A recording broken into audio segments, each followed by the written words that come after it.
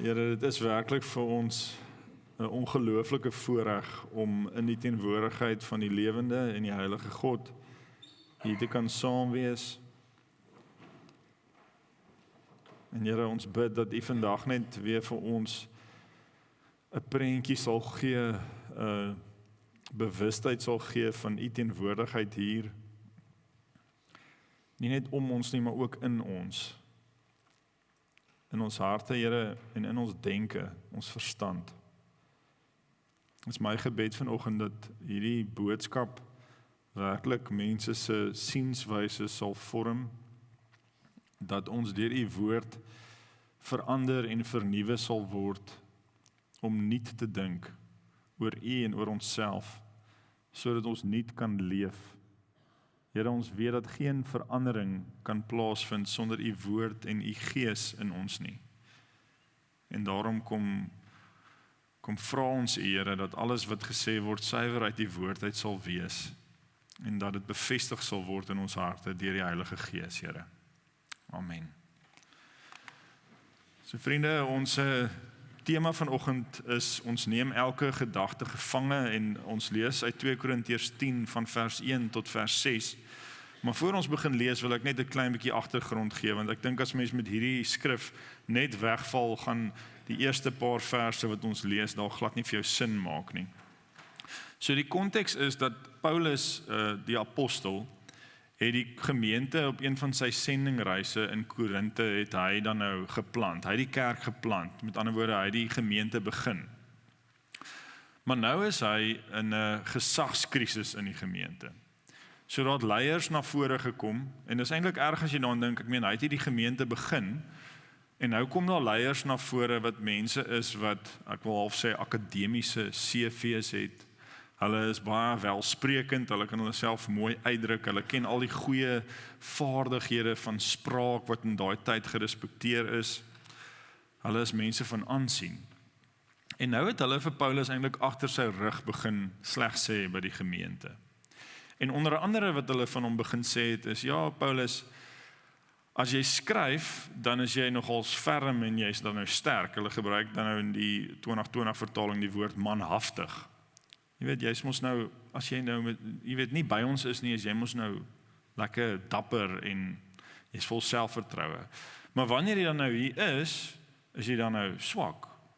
En jy kom eintlik so 'n bietjie, jy weet, menslik gesproke half as 'n swakkeling voor. Hy het bietjie met sy gesondheid gesukkel en Paulus, ek dink in sy menswees was nie noodwendig soos wat ons hom op die bladsy is sien nie. En nou in hierdie gesagskrisis waarin Paulus nou is, kom vat hy hulle nou eintlik aan oor hulle geestelike opstandigheid. En hy sê vir hulle, maar die probleem is eintlik dat julle menslik en uiterlik hierna kyk. En julle denke is eintlik heeltemal verkeerd, want julle wil die stryd voer op grond van dit wat julle fisies kan sien. Terwyl die stryd is eintlik 'n geestelike stryd. So met hierdie agtergrond, kom ons lees dan nou die teks uit 2 Korintiërs 10, vers 1 tot vers 6. Ek self, Paulus, wat glo bedees is wanneer ek by julle teenwoordig is, maar ewe manhagtig teenoor julle wanneer ek afwesig is, doen 'n ernstige beroep op julle, met die sagmoedigheid en vriendelikheid van Christus. Ek pleit dat wanneer ek by julle is, ek nie manhaftig hoef te wees nie, met die selfvertroue waarmee ek reken om diegene aan te durf wat van mening is dat ons in menslike swakheid handel. Want al tree ons in menslike swakheid op, voer ons die stryd nie in menslike swakheid nie. Die wapens van ons stryd is immers nie menslik nie, maar danksy God kragtig om sterk vestings af te breek, redenasies te vernietig, en ook elke skans wat opgerig word teen die kennis van God. Ook neem ons elke gedagte gevange tot gehoorsaamheid aan Christus, en staan gereed om elke ongehoorsaamheid te straf, tot wanneer julle volledig gehoorsaam sal wees. Paulus praat hier van 'n stryd. Eintlik soos 'n oorlog wat aan die gang is, en dit lê in die gedagtewêreld van die gelowige. En die taal wat hy gebruik is taal wat hulle goed sal erken, want Die Romeine wat regeer het in daai tyd was baie bekend gewees vir hulle sterk militêre veldtogte. Dis is hoe hulle tot heerskappy gekom het, is hulle militêre vaardigheid, hulle gevorderde wapens, hulle strategiese ingesteldheid. En dan gebruik hy verskillende woorde wat die lesers sou erken, en ek wil net so 'n bietjie agtergrond daaroor gee. So die eerste woord wat ons daar sien is die woord stryd. Nou, van die Engelse vertalings sal sê, we do not wage war. Ons voer nie hierdie oorlog met menslike wapens nie. En daai woord beteken om strategies militêr op te tree. So dis om 'n goeie militêre beplanning te hê en strategies op te tree. Die tweede woord wat dan gebruik word, wat vir ons hierdie militêre konnotasie gee, is die woord vesting.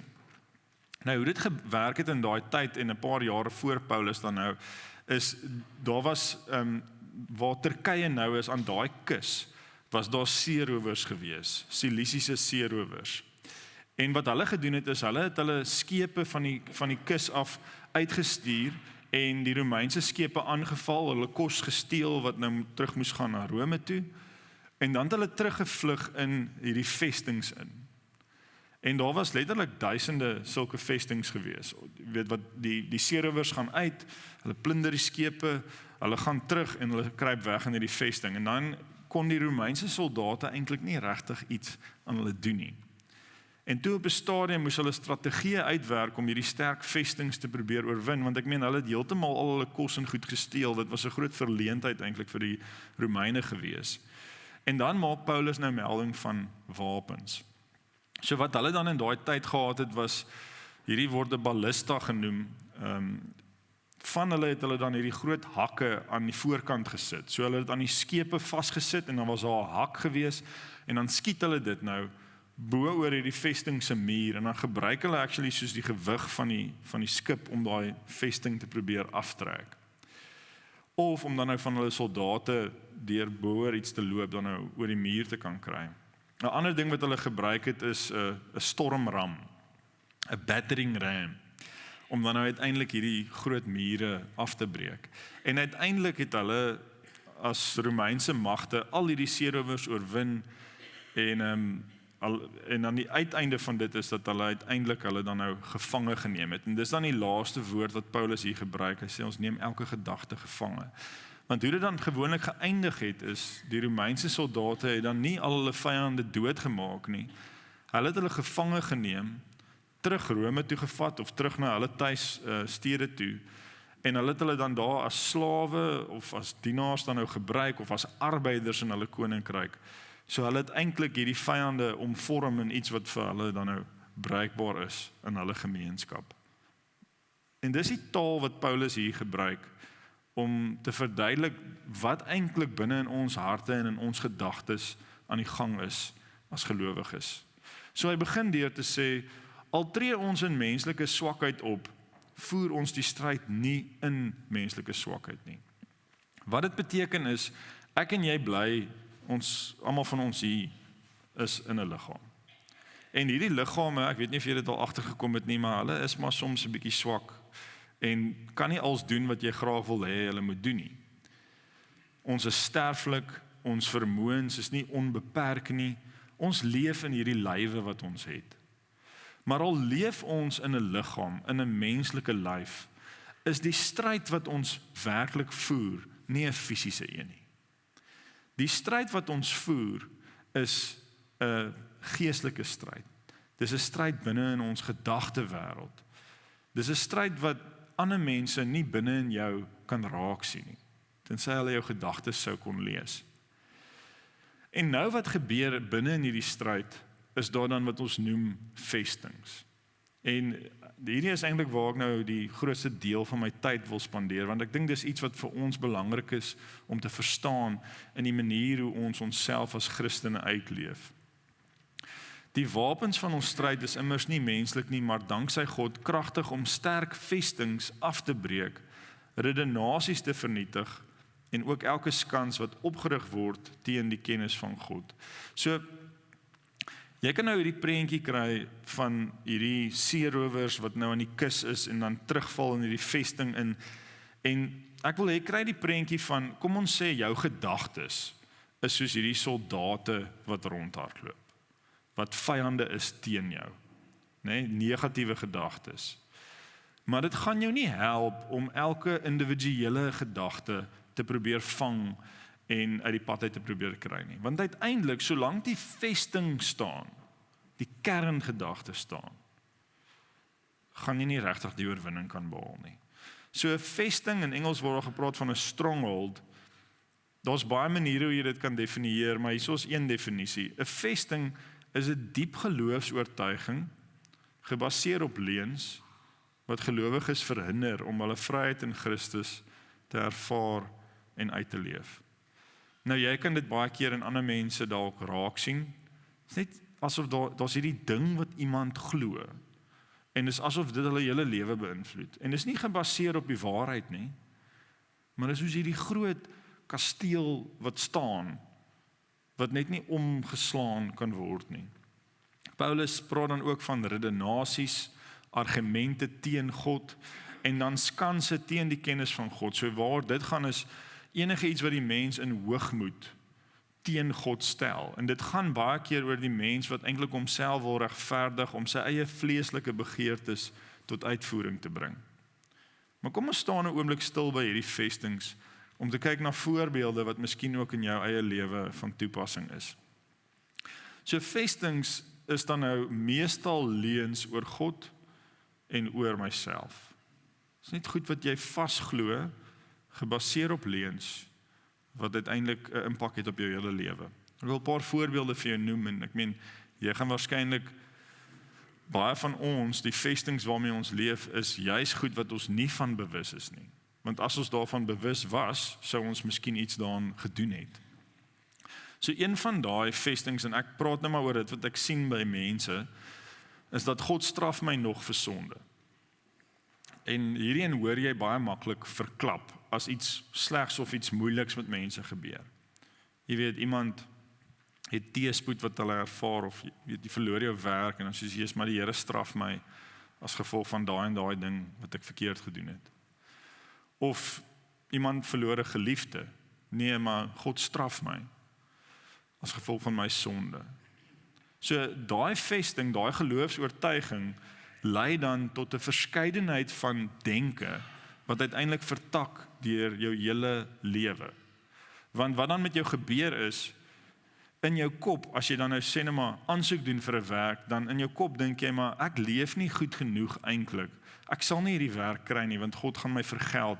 Ek kan nie iets goeds regtig van God verwag nie. So elkeen van die gedagtes wat mens dink vanuit hierdie vesting, gaan op 'n manier jou 'n slaaf hou van vrees en van skuld. 'n Tweede vesting wat mens dikwels by mense hoor is, ek moet God se liefde probeer verdien. Nou as jy vir iemand vra, enige Christen, kom by hulle huis aan, drink by hulle tee, jy weet, en vra vir hulle, hoor jy, dink jy dat jy God se liefde moet verdien? Dan sal hulle sê, nee, ek weet, jy weet, dis genade en... Maar vir baie mense, al kan hulle dit sê met hulle mond, is dit steeds die oortuiging in hulle hart. Dis hulle geloofsoortuiging. Toe ons nou op die uitreik was in Msinga, en 'n deel van wat ons gedoen het was evangelisasie. Maar nou moet jy verstaan, as jy by 'n huis kom en jy hoor die mense daar as Christene, moet jy net soveel evangeliseer. Want Christene het net soveel die goeie nuus nodig, want iewers is daar vestings in ons harte, in ons denke, wat teen die kennis van God gaan, al is ons gelowiges.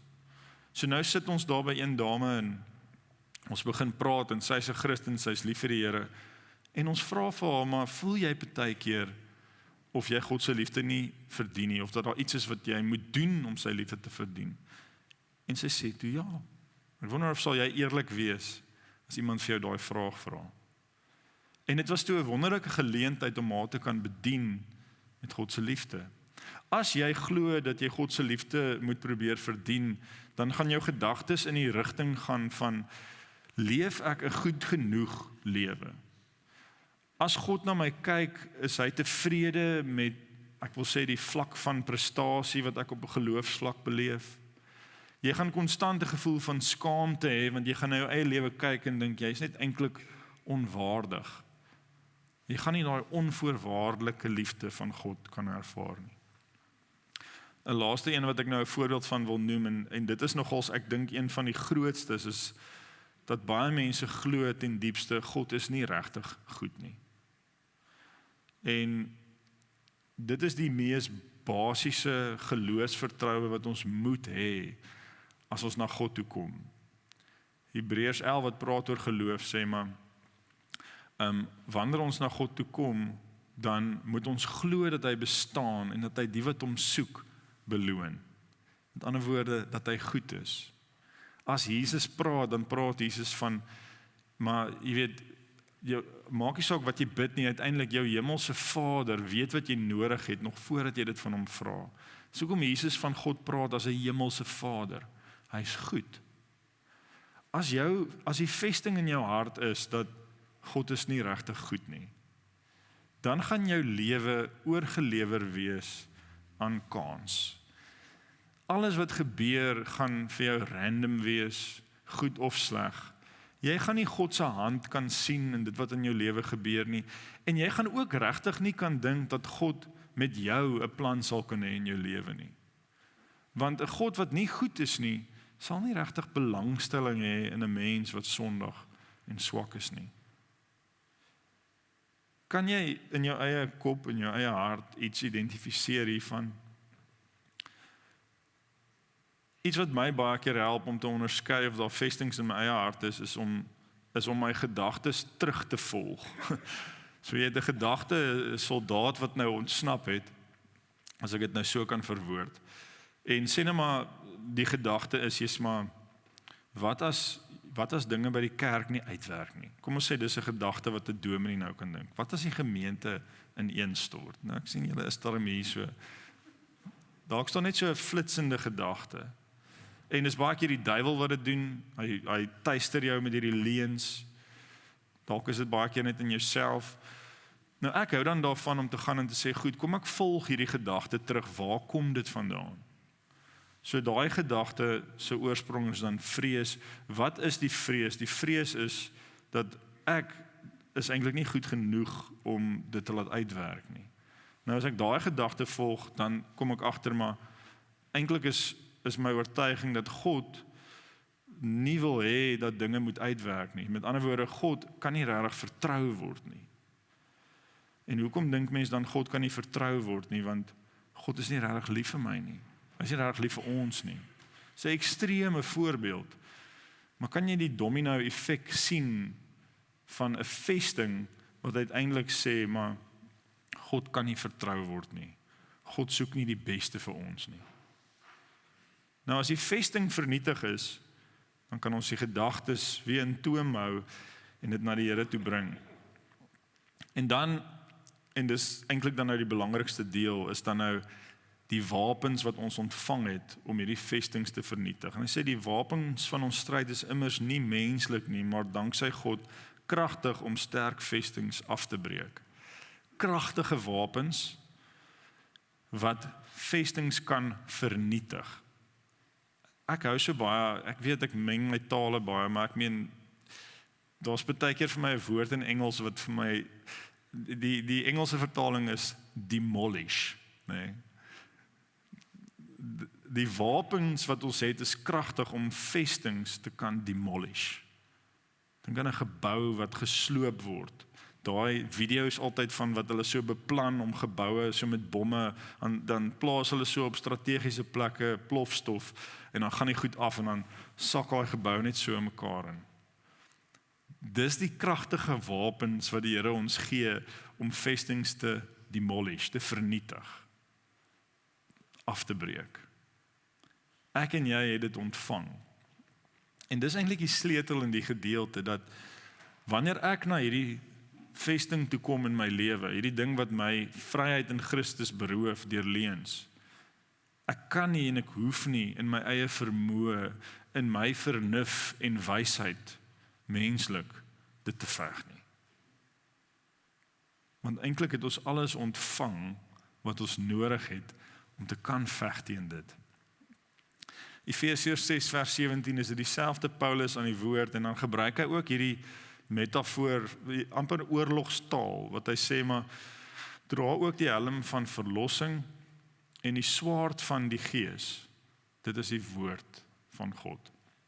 Nou dis vir my baie mooi en belangrik om op te let dat die Bybel, of dan nou die woord, die evangelie boodskap, is nie net die swaard nie, dis die swaard van die Gees. Met ander woorde, wanneer ons na die skrif toe kom, moet ons vir wysheid vra om die skrif te gebruik onder leiding van die Heilige Gees. Toe Jesus in die woestyn versoek is, het die Bybel om met teksverse, die duiwel het om met teksverse gegooi.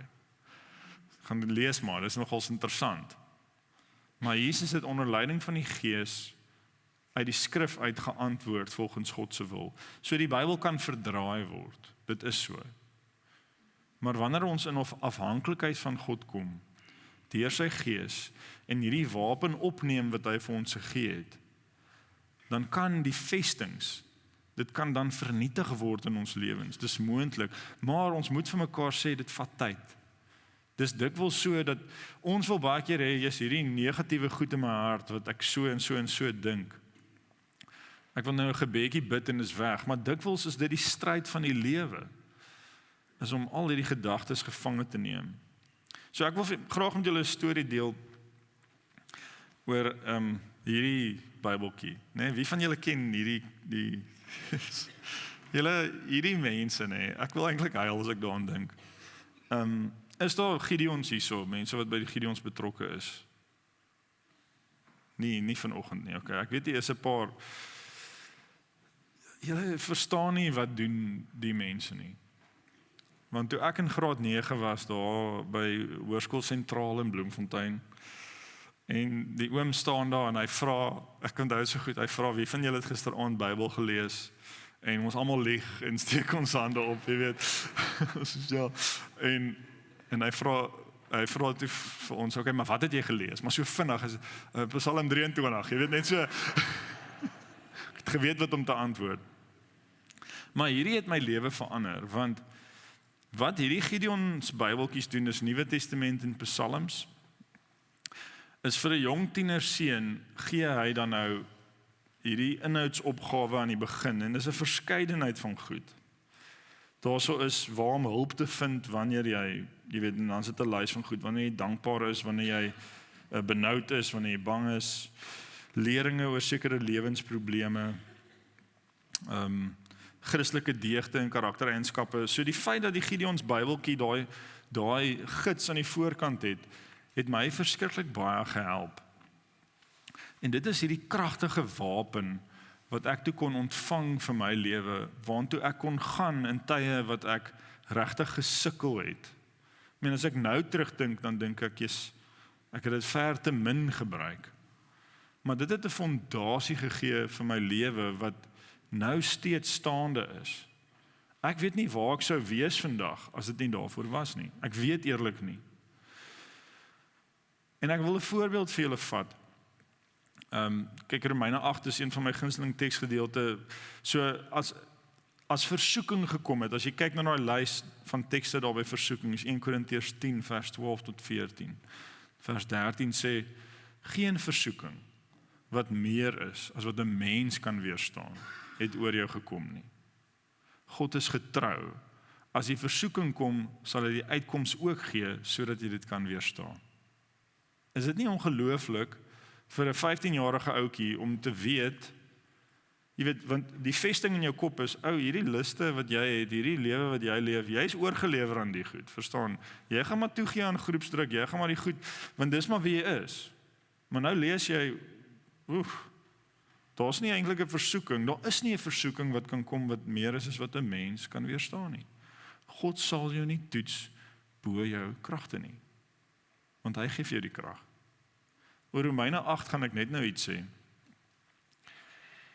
En hierdie quote wat ek nou vir julle gaan lees, het ek in die week gelees, en dit het my baie diep getref, en ek gaan jou nou, vandag gaan ek vir jou verskriklik uitdaag, soos in dalk buite jou verwysingsraamwerk, en miskien is dit vir jou iets algemeens, maar ek pleit by jou, om, wat help dit dat jy die wapen het, om die oorwinning te kan behaal, maar jy gebruik dit nie. Wat is die nut en die doel daarvan? My vrou het my die stelling geleer dat hy wat kan lees, maar nie lees nie, is niks beter af as hy wat nie kan lees nie. Hy wat die Bybel het en nie die wapen aanwend nie, kan net sowel nie 'n wapen hê nie. Luister wat sê Dallas Willard, en ek wil hê dink mooi hieraan. Memorizing scripture is even more important than a daily quiet time. For as we fill our minds with great passages and have them readily available for our meditation, quiet time takes over the entirety of our lives.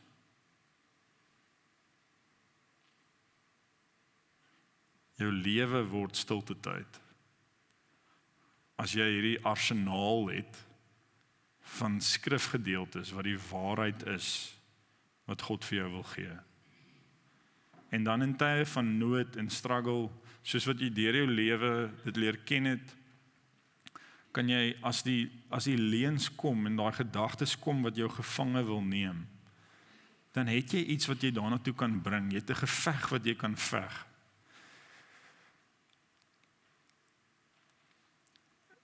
En die prentjie wat vir my amper die beste illustreer is hierdie stormram. Soos wat die vesting daar is, kom ons met die woord van God wat magtig is. Jy kan in vandag se tyd dink aan plofstof wat jy teen 'n muur vassit en as daai ding ontplof, dan sak daai dinge mekaar in. Maar partykeer is dit net so tree vir tree vir tree, hou vir hou.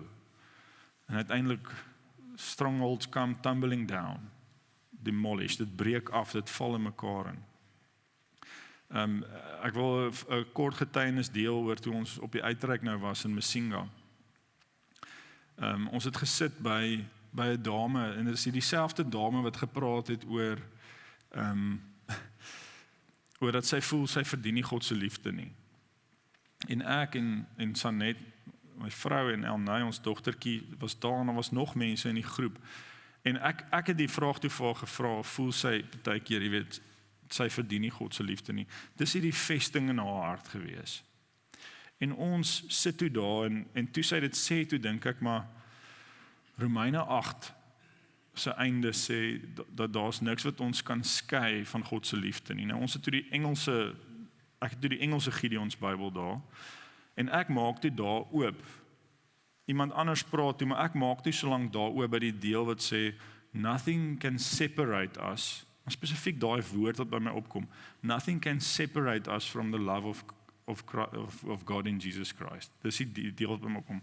En ek blaai toe solank sien toe en sit met daai Bybel daar oop, gereed om nou te deel hierdie teks wat in my hart woon al vir baie lank. En Sanet begin toe praat en Elnay sit daar en Sanet praat oor Elnay is my dogter. Maar glo dit nou of nie, sy is ook stout partykeer en die vrou lag toe vreeslik want Elnay lyk nie eintlik of sy kan stout wees nie, né? En sy sê toe vir haar, maar selfs al is sy stout, bly ek lief vir haar want sy is my kind. En dis hoe God met ons is. En toe sê sy net, and you know, there is nothing that can separate us. There is nothing that can separate her from my love. En ek meen, toe slaan my asem weg en ek is soos, en ek sê toe, ons sit toe almal daar, jy weet, ons almal kyk so verwonderd vir mekaar, want ek sê toe, maar hierso sit ek gereed, hier is dit, separate, dis die woord, nothing can separate us from the love of God.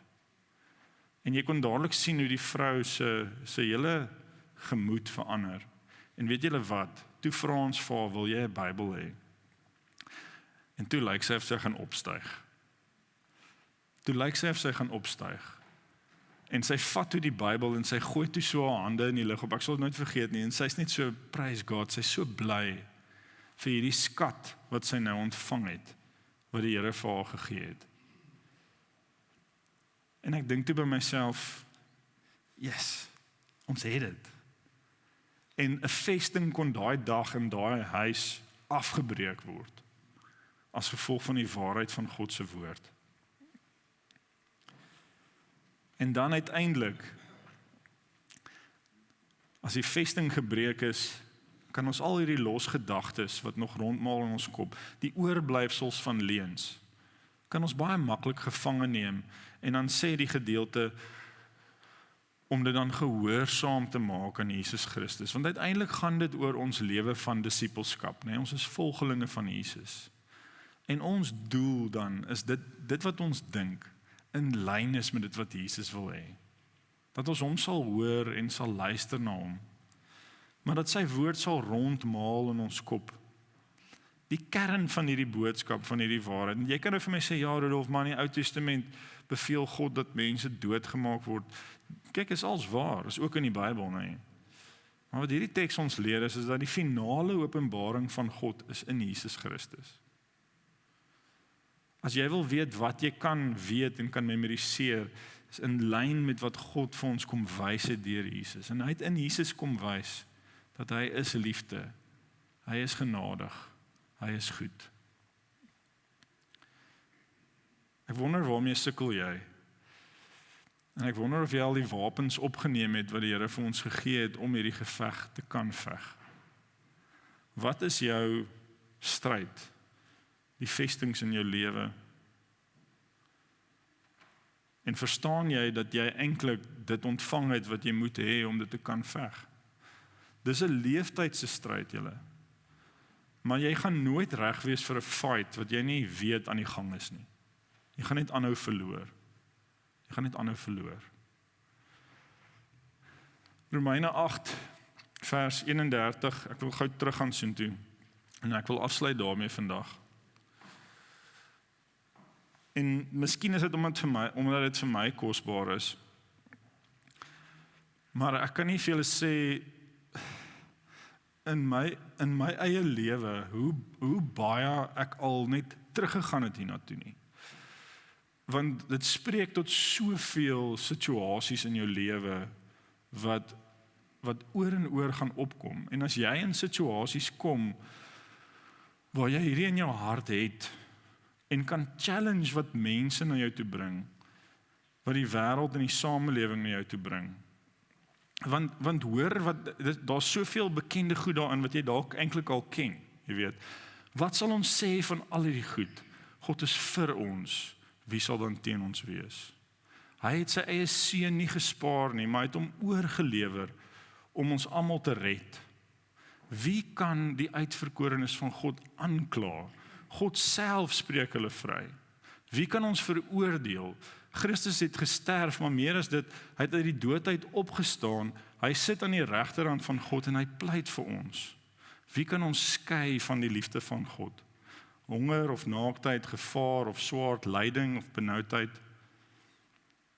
Maar in al hierdie dinge is ons meer as oorwinnaars deur Christus wat ons liefhet. En dan sê Paulus dit so mooi, hiervan is ek oortuig. Hierdie weet ek vir 'n feit. Dat nie dood of lewe of engele of magte of toekomstige of teenwoordige dinge of kragte of enigiets anders in die hele skepping ons kan skei van die liefde van God wat daar vir ons is in Jesus Christus ons Here nie. Met daardie waarheid in my hart, en as dit in jou hart ook kan wees, weet ek, ons is maar bitter min wat die duiwel en die wêreld en die vlees aan jou kan doen. En my hart vir jou vandag is net dat jy hierdie waarhede sal vat en sal gaan gebruik in jou lewe. Ek gaan jou net so 'n paar oomblikke gee vir stilte en dan kan ons saam afsluit met gebed.